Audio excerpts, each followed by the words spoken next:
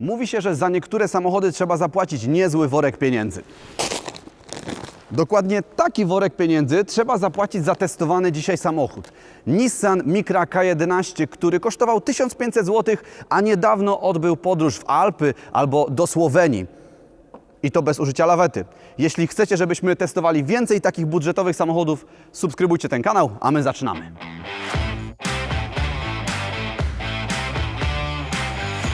Nazwa Micra do czegoś zobowiązuje, chociaż nie do końca. Samochód mierzy 3,75 metra, czyli jest dłuższy od na przykład Twingo czy Citigo, a najnowsza Micra jest już tylko 2 cm krótsza od Golfa 5. Ale nie czepiajmy się przesadnie. Micra wygląda na malutką i ma taką sympatyczną sylwetkę. W tej generacji nadwozie jest już pełne zaokrągleń, dzięki czemu wygląda bardziej aktualnie niż poprzednik, który był totalnie kanciasty. Z przodu dwuczęściowy grill, który po liftingu jest już chromowany, czarny plastikowy zderzak, choć występują także w kolorze, oraz prostokątne lampy.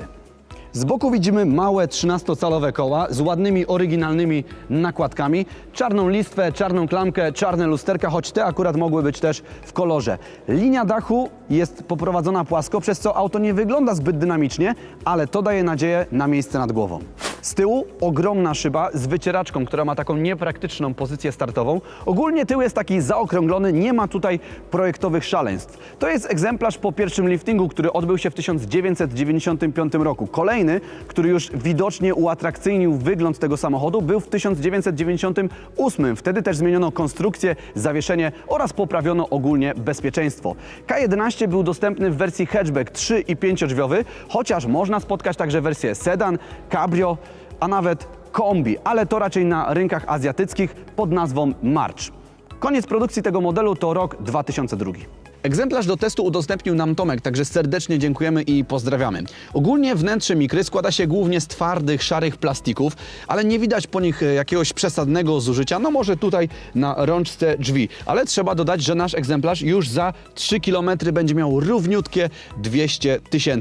Nic tutaj też przesadnie nie trzeszczy, a trzeba też im przyznać, że nie poszli na łatwiznę, bo jakieś tam ciekawe zabiegi projektowe mamy. Tutaj na tym wytłoczeniu zobaczymy kratki nawiewu oraz kilka przycisków, m.in. do świateł awaryjnych czy podgrzewania szyby. Poniżej radio, niestety nieoryginalne, więc nie będziemy o nim mówić. Dalej pokrętła od nawiewu, dokładnie tak, nie ma tutaj klimatyzacji, a obsługa nawiewu jest banalnie prosta. Tutaj mamy taki oldschoolowy zsuwak od obiegu wewnętrznego, słyszycie to? No, ewidentnie słychać, że coś tam się dzieje. Tutaj mamy półeczkę z takim schowkiem, no to oczywiście pierwotnie służyło jako popielniczka. Obok mamy także gniazdo zapalniczki, które wychodzi z całym wnętrzem samochodu. Dobra, udajmy, że tego nie było, ale da się tego używać. I tutaj półeczka, w której spokojnie można zmieścić smartfona współczesnego. Dźwignia zmiany biegów jest długaśna jak kij, którym kiedyś odpalało się malucha i ma taką śmieszną gumową osłonę. Schowek pasażera jest surowy, ale całkiem pojemny jak na takie małe auto. No właśnie, jak tutaj jest z miejscem? No więc tak, nad głową sporo zapasu, na nogi także, jedynie jest tutaj troszkę wąsko, więc jak będziemy mieli jakiegoś dużego pasażera, to możemy się przepychać łokciami. Fotele no nie są specjalnie wygodne. Tutaj w naszym egzemplarzu już można odcisnąć sobie ramę na plecach i po nawet takim krótkim odcinku można wyjść dosyć zmęczonym z bólem pleców. Kierownica jest surowa i duża. To, że jest duża, to akurat dobrze, bo nie mamy tutaj wspomagania, więc to się przyda. Jest regulowana, ale tylko w jednej płaszczyźnie i w zakresie praktycznie centymetra. Niewiele to daje. Zegary? Najbardziej emocjonujące jest na nich wskazanie licznika kilometrów i zaszczyt, że to właśnie my przekroczymy te okrągłe 200 000. Poza tym nie ma tutaj obrotomierza, wszystko jest czytelne, mamy duże wskazówki oraz cyfrowy zegarek.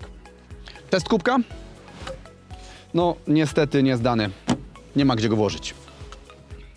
Nasz egzemplarz jest bardzo ubogi. Nie ma tutaj nawet poduszki powietrznej kierowcy, ABS-u czy wspomagania kierownicy. Co nie znaczy, że wszystkie samochody takie będą. Najlepiej będzie w egzemplarzach po 98 roku. Tam spotkacie nawet klimatyzację czy ciekawą tapicerkę. Na drzwiach wykończenie takiej wątpliwej urody oraz kieszeń, która jest kompletnie niepraktyczna. Zobaczmy teraz do tyłu. Z tyłu do dyspozycji mamy twardy plastikowy podłokietnik. Świat obserwujemy przez dużą, ale nieotwieraną szybę. Do tego mamy całkiem sporo miejsca. Nogi można wsunąć pod fotel. Ja mam zapas na kolana, nad głową, proszę bardzo, nawet się jeszcze pomponik mieści. Ale jazda w 5 osób tym samochodem to raczej marzenie ściętej głowy. Kanapę można złożyć W ten sposób otrzymujemy wtedy większą przestrzeń bagażową i właśnie bagażnik teraz sprawdzimy. Bagażnik otwiera się z kluczyka. Tak, dokładnie, tylko i wyłącznie z kluczyka, choć w kolejnych latach pojawia się już dźwignia w środku. Bagażnik ma pojemność 206 litrów, no i widać, że półka czy dywanik jest już zmęczone życiem. O, to chyba pozostałość po tych Alpach. Pod podłogą znajdziemy pełnowymiarowe koło zapasowe, a teraz czas na test walizek.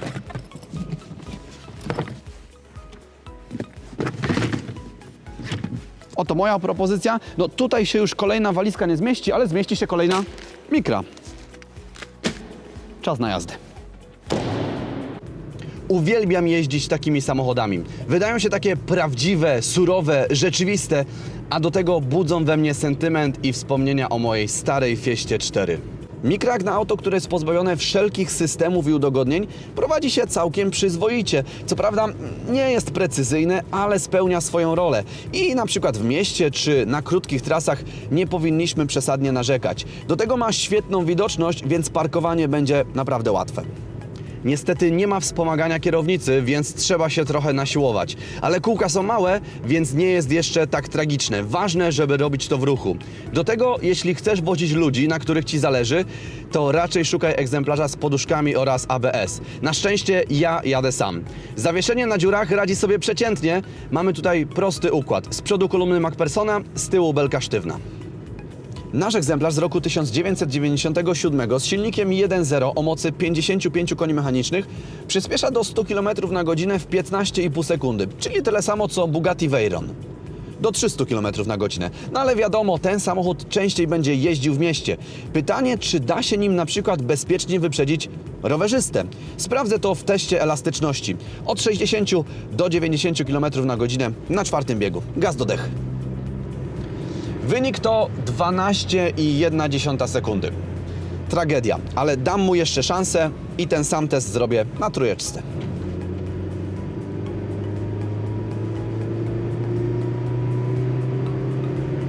No tutaj już wynik lepszy, 7,7 sekundy. Od razu przeprowadzę test wygłuszenia wnętrza.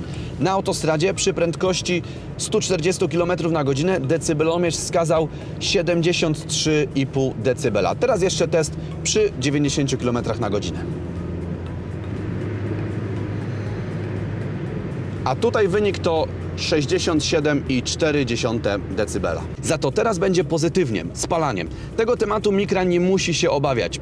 Zresztą zobaczcie sami, jak ten egzemplarz wypadł w naszym teście. Na autostradzie, na trasie oraz w mieście. Cena to kolejny atut tego auta. Bogato wyposażone egzemplarze można kupić za 4-5 tysięcy złotych, a takie jak ten, które mają tylko jechać, nawet za 1500. Zresztą przekonajcie się sami, kliknijcie w prawym górnym rogu, aby przejrzeć listę ogłoszeń na Otomoto. Gama silnikowa jest skromna i nieemocjonująca jak najniższa krajowa w Polsce. Mamy do dyspozycji 4 benzyny, nowoczesne jak na tamte czasy, bo 16-zaworowe, o pojemnościach od 1.0 do 1.4. Najmocniejsza rozpędza się do 100 km na godzinę w 12 dni. Nie no, żart, sekund, ale wszystko po kolei. Mamy 1.0 w wariantach mocy 55 i po liftingu 60 koni mechanicznych, 1.3 o mocy 75 koni oraz 1.4, który właściwie ma 1348 cm3, więc powinien być także oznaczany jako 1.3. Ten generuje 82 konie mechaniczne. Każdy z nich to dobra, niezawodna jednostka, można powiedzieć prawdziwa, stara Japonia. Oczywiście dla 1.0 trzeba mieć odpowiednie rezerwy cierpliwości, ale wszystko zależy od oczekiwań. Występuje także diesel, choć znacznie bardziej rzadko. Jest to 1.5 pochodzące z PSA, chociaż nie wiem, czy warto sobie nim zaprzątać głowę, bo ani nie jest go łatwo znaleźć, ani nie jest specjalnie dynamiczny, ale za to będzie niezawodny i będzie mało palił. W Mikrze można spotkać 4-stopniową automatyczną skrzynię biegów CVT, którą lepiej omijać. Ogólnie jednak Micra nie powinna sprawiać kłopotów. Oczywiście o ile nie ma za sobą dramatycznych przejść i nieodpowiedniej eksploatacji. Jej największą bolączką jest korozja. Ale z drugiej strony, jeśli po ponad 20 latach nadal jeździ ich tak dużo po ulicach, to i tak dobrze świadczy. Do tego użytkownicy borykają się z nierównymi obrotami lub szarpaniem, za co odpowiada tak zwana przepływka, którą można zregenerować. Dodatkowo do wnętrza dostaje się woda i dywaniki z przodu robią się mokre. Może się tak dziać przez wadliwe mocowanie przedniej szyby. Zdarzają się problemy z dmuchawą czy światłami. Te albo przestaną świecić, albo przepalają żarówki trochę za często. Oraz oczywiście rozrząd, który pomimo tego, że na łańcuszku, to jednak wymaga opieki. Podczas zakupu warto zwrócić uwagę, czy nie dociera do nas niepokojący metaliczny dźwięk. Ogólnie jednak Micra jest bardzo tania w naprawach, a większość rzeczy można naprawić samemu, mając trochę zdolności manualnych, dostęp do internetu, no i jakiegoś bystrego szwagra. Spójrzcie na tabelę kosztów. Najpierw przeglądu zerowego, który warto zrobić po zakupie auta, a następnie na tabelę kosztów poważniejszych napraw mechanicznych i blacharskich. Właściciele tych samochodów są pozytywnie zakręceni, bo robią swapy, czyli wymieniają całe silniki, wkładają do nich turbo, modyfikują, tuningują te samochody, co niejednokrotnie przewyższa wartość auta.